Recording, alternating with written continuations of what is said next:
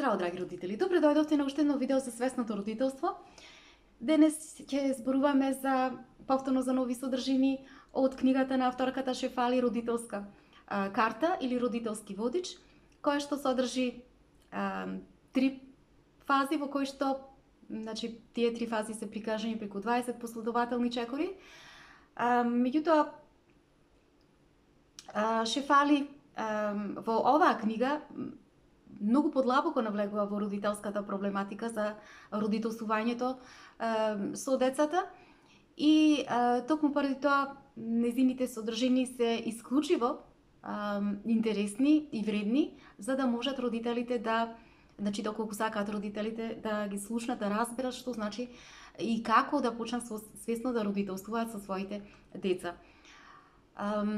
Ние дојдовме до одминатото видео, значи започнавме со втората фаза и втората фаза беше започнав да ја прикажувам преку петтиот чекор од оваа книга и денес ќе продолжиме со вториот дел од петтиот чекор, кој што Шефали го насловила "Родителу напушти го комплексот на спасител". Именно секогаш родителот, кога тој го поседува ставот дека тој е креатор на децата, дека всушност родителот ги поседува своите деца и дека секогаш треба да притрчува да ги спасува своите деца кога тие ќе се најдат во некоја состојба која што тој смета дека не треба детето да ја доживее, туку тој оној кој што треба да го заштити своето дете.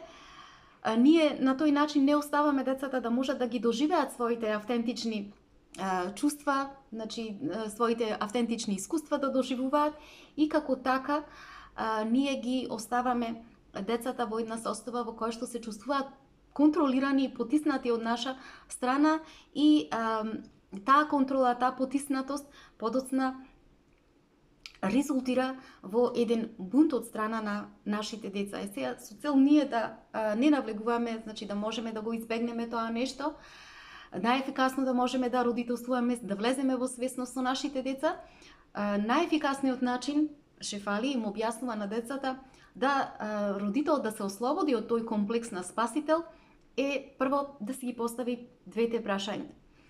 Кои се тие две прашања? Првото прашање е како јас се чувствувам кога некој мисли дека треба да ме спасува секогаш или пак се обидува да ме контролира. И второто прашање е дали јас сакам да ми се наредува постојано и да ми се приговара постојано. И кога ова им го пренесувала на родителите, родителите, значи, го давале одговорот дека се разбира дека никој не би посакал постојано да биде доминиран. И точно така објаснала Шефали, значи никој на вистина не сака да биде контролиран. Значи ние сме исто како и животните. Не сакаме да бидеме затворени во еден простор. Значи сакаме ние да бидеме во еден простор во кој што можеме да се, значи, да се чувствуваме слободни, затоа што на обстаночно ниво ние како реагираме луѓето? Реагираме од нашите животински инстинкти. А што подразбира тоа? Подразбира дека не сакаме да бидеме ставени во затворен простор, во простор кој што нас не ограничува. И ние можеме, значи, како човекови битија да се согласиме да бидеме ставени во затворен простор, меѓутоа нашата природност, нашата внатрешна природа, како е подесена? Подесена е ние да не се подредуваме на начин на живот кој што подразбира да се, значи, да се подредуваме на наредбите на другите. Зошто таквиот начин на живот кај нас, спрема нашата внатрешна природа, создава фрустрација, создава лутина, која што, ако е тоа нешто на подолг рок, се претвора во една агресија, која што е насочена кон ослободување од таа подреденост од контрола. Сега кога тоа нешто ние, значи ќе го внесеме во родителството, кога зборуваме од тој аспект, во процесот на родителствувањето, ние како родители како сме навикнати да ја присилуваме нашата доминација врз нашите деца, без ние воопшто да сме свесни, без да се прашаме себе си, без да се приспитаме себе си како име на нашите деца. Ние туку што правиме? Слепо ги водиме нашите деца спрема нашите начини на постоење, спрема нашите желби, спрема нашите фантазии, спрема нашите очекувања. Значи, ние како родители, кога сме фатени во една длабоко во една своја собствена заблуда за моќ и за величественост, не само што значи не сме во состојба да предпоставиме дали ние навистина како такви сме им потребни на нашите деца и дали воопшто се среќни нашите деца затоа што се наши марионети. Затоа што, значи, пак Шефали им објаснува на родителите, имајте во предвид, значи, имајте ја предвид својата собствена природа. Затоа таа ги нагласува да ги поставуваат своите тие две прашања. Дека ниту еден човек на земјината топка не сака да биде марионета, ниту вие како родители, ниту вашите деца, дури од најмала возраст. Значи, иако тие не се свесни за самото тоа, нивното битие е едноставно подредено на тоа. Значи, кога во односот ние влегуваме со контрола со нашите деца, децата природно е дека ќе дадат бунт. Дали против нас или против самите себе си, тоа секако дека ќе се јави. И Шефали вели, само родителите кога ќе можат овој факт да го разберат, основен факт на човековата природа, тек тогаш ние како родители многу повеќе ќе можеме да влеземе во свесност за начините на кои што ние се обидуваме да манипулираме со нашите деца несвесно, да ги манипулираме како тие да се наши кукли и многу повеќе да внимаваме како да создаваме простор за да можат децата природно тие да си го изразат своето негодување, природно да си го изразат својот бунт, кога навистина им е потребен. Затоа што децата тие додека се мали, значи тие се под наша доминација. И се чувствуваат задушени, иако се мали, меѓутоа бидејќи се мали, тие немаат избор. Тие зависат едноставно од нас и немаат избор да покажат некој бунт. Значи се прилагодуваат на нашата контрола, меѓутоа со текот на времето, како растат, значи тие стануваат полека свесни за сето тоа и се повеќе и повеќе тие на некој начин стануваат уморни и за таа потисканост од наша страна. И кога доаѓаат во тинеџерските години, што се случува? Почнуваат да го покажуваат тој бунт спрема нас.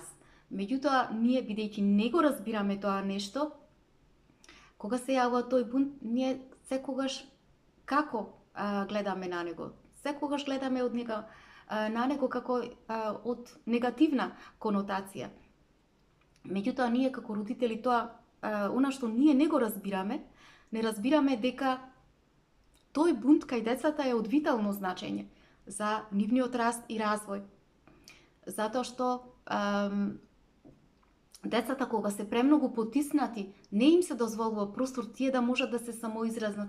Нивното значи, да може да дојде до израз нивното природно адолесцентно негодување, едноставно доаѓа до пукање на целовитоста на децата. И нивната суштина што се случува? Почнува да излегува од колосек. Зошто Шефали спомнува во тинеџерските години се повеќе и повеќе гледаме на глобално ниво дека се јавува тинеџерски бунт? Дали овој феномен се јавува случајно? Се разбира дека не. Затоа што зошто децата се повеќе гласни? Затоа што се повеќе децата се уморни од тој боговски комплекс кој што го поседуваме, тој комплекс на спасител од страна на родителите и децата се истоштени од тоа да бидат покорни, да бидат послушни на начините на родителите, кои што се сосема различни од начините на постоење, на суштествување на децата. Децата се доаѓаат во сосема друго време И нивната суштина е сосема различна. Тоа е нормално и природно да биде сосема различна од суштината на родителите. Меѓутоа, додека се мали, децата рековме дека немаат избор. Меѓутоа, кога ќе влезат во тинеџерските години, тие почнуваат да го бараат она што нив им припаѓа, да ја бараат својата суштественост. И нормално ќе почнуваат да се противставуваат на она што не подразбира нивен начин на постоење, нивен начин на суштествување. Меѓутоа, ние како родители, ако не сме спремни тоа нешто да го видиме, да го разбереме, да им дадеме простор на децата, ние само ќе им нанесеме една голема штета врз нивниот раст и развој. Значи, кога ние како родители упорно се држиме до тој комплекс на спасител, единствениот начин на кој што детето ќе го пронајде својот внатрешен глас и својата автономија е преку бунт. И токму од оваа точка, токму од ова место, децата и те како ни кажуваат дека ние како родители едноставно треба да го напуштиме тој родителски комплекс на спасител, затоа што додека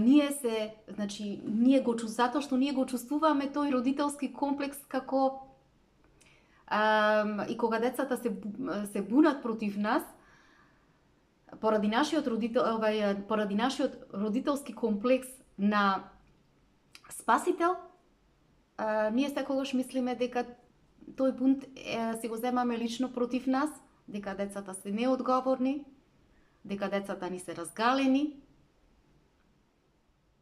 Но децата што прават? Децата во суштина конечно прават нешто за себе. Значи, тие во суштина работат на себе. Значи, тие работат на тоа да ја задржат својата природност, да ја задржат својата автентичност, додека се уште можат. Упорно се борат за тоа нешто. Тие му велат не на Богот во нас, на нашиот родителски Бог. Затоа што ние како родители не смееме да ја играме таа улога. Децата со тој бунт прават нешто кое што е суштинско за нив, кое што ние како родители мора да го разбереме. А тоа е дека тие му велат да на Богот внатре во нив, во себе. Затоа што ние сите сме креатори од Бог. Сите ние го имаме Бог во нас. Што не создал, значи ние постоиме заедно со Бог. Тој е дел од нас. Ние сме дел од Него. И мора ние да им дозволиме децата да си бидат подредени на тоа нешто. Сега родителот прашувал, кога го спомнувал Шефали, ја прашувал Шефали, добро Шефали, како ние тогаш да се отргнеме од тој комплекс на изигрување на спасител на Бог, без ние да го изгубиме влијанието врз нашите деца. Дали постои начин? Дали воопшто постои начин? И Шефали им одговарала, да, постои начин. Тој начин е свесниот начин. Што подразбира тој? Значи, подразбира да ги поддржуваме нашите деца од страна. Значи, наместо ние да го водиме патот слепо напред, ние да се движиме по нивните страни, да одиме рамо до рамо заедно со нашите деца. Значи, наместо ние да го водиме патот, ние да се преселиме во еден простор до нив, ама тој простор да биде на заедништво, простор на сродство со нашите деца. Наместо ние да се гледаме себе си како моćни и како исправни цело време, ние да влеземе во еден нов начин на интеракција со нашите деца. Што значи тоа?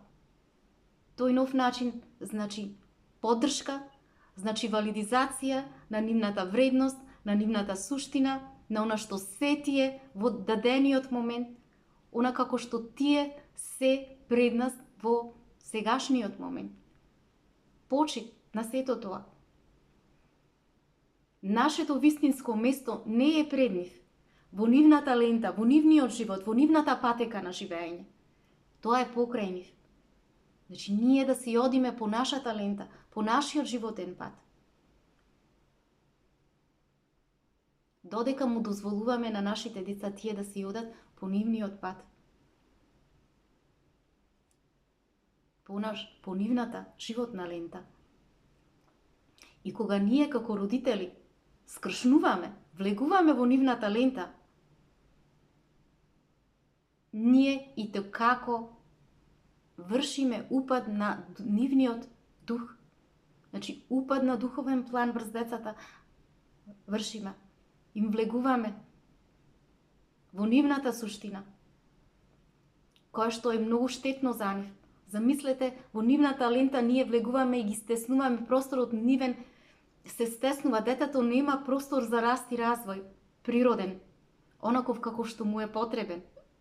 И што се случува?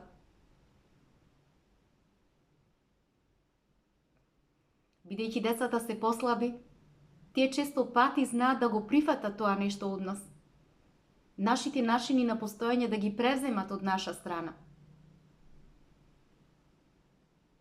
И со тоа се создава придушување на нивната волја, природна волја, придушување на нивната автономија, која што е крајно заканувачки за нивната суштина.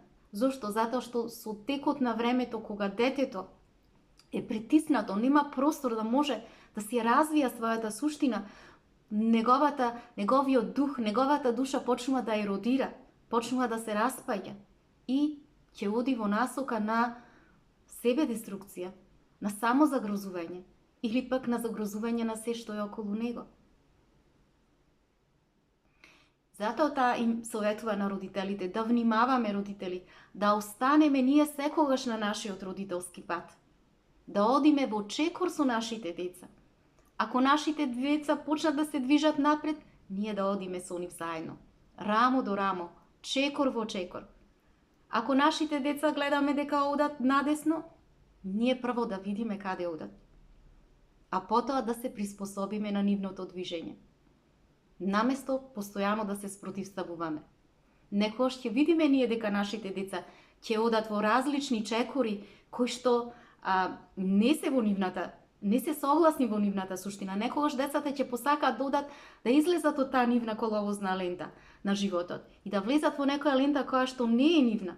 Ама ние затоа треба да бидеме свесни како родители, да знаеме која е суштината на нашето дете и да ја искоригираме во насока да си ја задржат својата суштина, да си бидат она што се.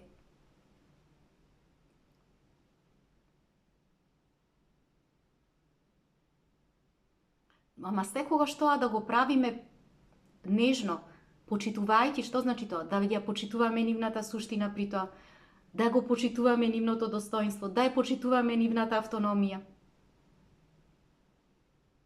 Значи, ние треба да ги водиме свесно, да правиме едно свесно водство во родителствувањето со нашите деца.